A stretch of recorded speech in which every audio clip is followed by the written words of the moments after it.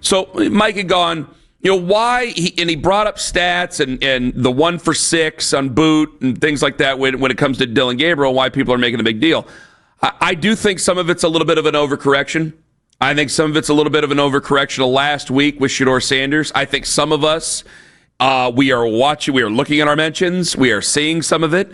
You also, I don't want the guys to get fired, so I want the 3rd-round pick to look good. And he looked all right, looked pretty decent. He looked like a competent NFL quarterback. Did look like that. In a preseason game. But, yeah, I have to, in brutal honesty here, I've never lied to you. I think Shedeur Sanders has a hhigher ceiling. I'm going to be more excited about Shedeur Sanders. Too. Okay, there you go. I mean, I'm trying to be open and honest with you. I don't want to. It was because we were hearing everything that you could possibly hear negative on a football field about Dylan Gabriel throughout the first couple of weeks of camp. And then there was the preseason game that he didn't get to participate in, which Shedeur did participate. And then he just looked like a competent guy who can play the position in the preseason. So, yeah, we tend to overpraise in that case. But that's all there is to it. But when you say competent quarterback, I just want to make sure people understand. Like, there are how many quarterbacks that look like competent preseason quarterbacks? Many. I mean, thousands in the Skylar history. Thompson. Yes. Right? You could go through the list. Jared Stidham. Okay, Aiden O'Connell. Like, there is such a list of guys that have a good preseason game or 2 good preseason games. That doesn't mean anything in terms of, hey, this could be a competent NFL quarterback that we have on a roster and could feel very good about going into an NFL regular season game. Yeah. And so I think in the grand scheme of things, even after Dylan Gabriel's performance yesterday or Saturday, I said yesterday when we asked each other's depth charts, I think a lot of people were trying to guess the Browns depth chart. And I go, because the PR depth chart's the PR depth chart. I don't care about the Browns depth chart. I cared about your depth chart, the listener, you, everybody else, because my depth chart is, and I probably would just go into the season with 4. Now, I want to know what happens with Kenny Pickett later on this week, and I'll tell you about that here in just a moment, but my 4 are Joe Flacco, Shedeur Sanders, Dylan Gabriel, then Kenny Pickett. And I don't know what they're doing with Kenny Pickett this week. I think that there could be. I wonder, I speculate, if Kenny Pickett can't really fully go, is there a way you stash him on the IR to start the season for a month? Yeah, because I don't see them putting Would he be agreeable 4 to guys something like that, to take up actual roster spots that you need for week 1 in the NFL. Yeah, so I think that might be, I'm speculating, wondering here, like how much work would he be able to get in? Because if you're getting ready if you're going to use this as a dress rehearsal week, not just the game on Saturday, but actually the week leading up to it, well, Joe's going to get all the reps. So there's no more reps and things like that to go around and get all worked into a shoot about. Joe's the starter. Now that he's the starter, he gets the offensive reps, and that's the way she goes. And we'll see other guys probably in the second quarter, half, whatever you want to, however Kevin Stefanski wants to do it. We'll hear more from him this afternoon, and we'll go from there. But I think that with Kenny Pickett, like, if you want to keep 4, just keep 4.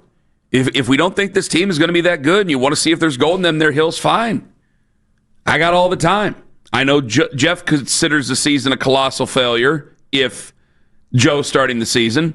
I think that if I've kept the proper mindset about this for many months, taking a quarterback next year. As of right now, you're still taking a quarterback next year.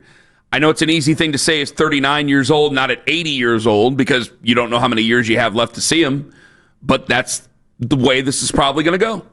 So if you wanted to see Dylan Gabriel that bad in the regular season or Shedeur Sanders that bad, just wait around. It's just how much time are you going to get with those guys before we have to make a decision, either keep one of these fellas or go ahead and squeeze the trigger on a quarterback at the beginning of next year. Quinshon Judkins, charges dropped against him. They're still having problems getting him signed.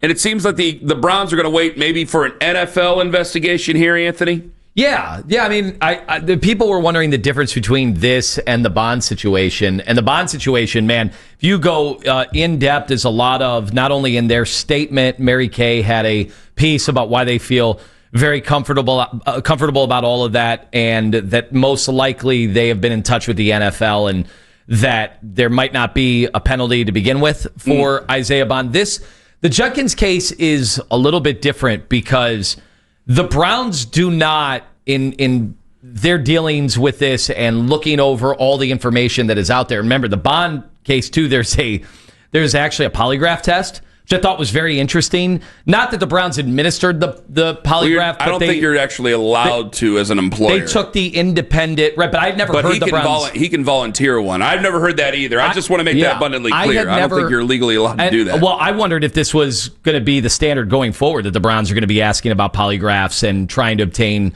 the results of those polygraphs. Because they've obviously had a number of players with either accusations, allegations.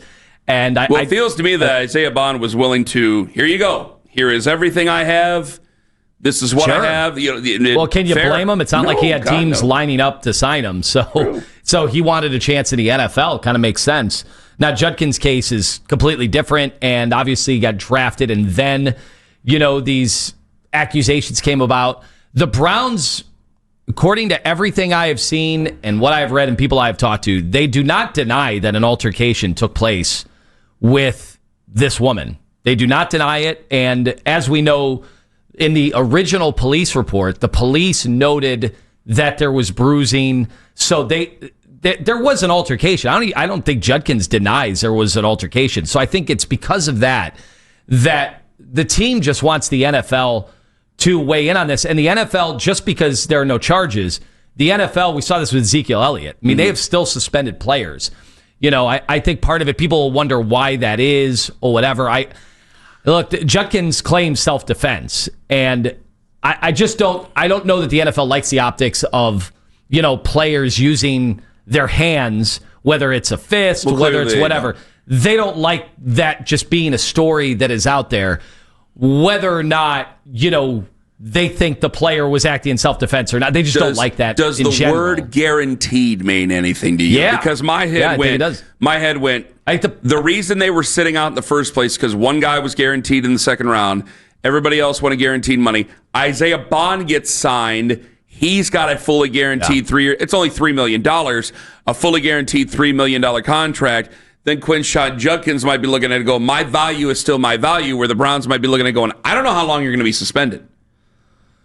We thought Deshaun Watson was only going to be suspended 6 games. I mean, there were people who thought he might not be suspended at all. Remember, we had Florio on before that. Ended up being 11 games. I don't know how long you're going to be suspended. How can I guarantee you a fully guaranteed second-round contract if I don't know how long this investigation is going to be? So when Adam Schefter says, they might not, the Browns have still not been able to, they have still been unable to reach a deal and may not until the end of any NFL investigation. I think that says, until we find out how long you could be suspended for, we can't guarantee you anything. I wonder if people have a problem with the fact that he's somebody with no charges, that the team is clearly using his situation against him as leverage. I wonder how they feel about that, because the Browns are basically admitting. Is that really leverage, though? Aren't you just protecting yourself and giving guaranteed money? And what if he suspended 11 games himself? This is the leverage they're using. Yeah. Hell yeah, it's leverage. But I don't know if it's leverage in the classic sense, is it? This is the only sense I know leverage to mean. They are using it against him, knowing that if he's looking for guarantees, they're saying, well, wait a second. What about this situation you're involved in? When I hear leverage, I feel like they're taking advantage of something. This is a situation he's put himself in. No, again, you said it. He's put himself in a situation. He doesn't deny that there was a situation there. It's just how far. Okay, well, you've put yourself in this situation. If I'm the Browns, I think anybody could look at it and go, yeah, I'm not going to guarantee you a fully guaranteed second round deal. I don't know how long you're going to be suspended. I got to get you back in camp and get you back up to speed. All right, Dylan Sampson. And we're going to be paying attention to everything else. I know there was questions about Brian Robinson over there in Washington.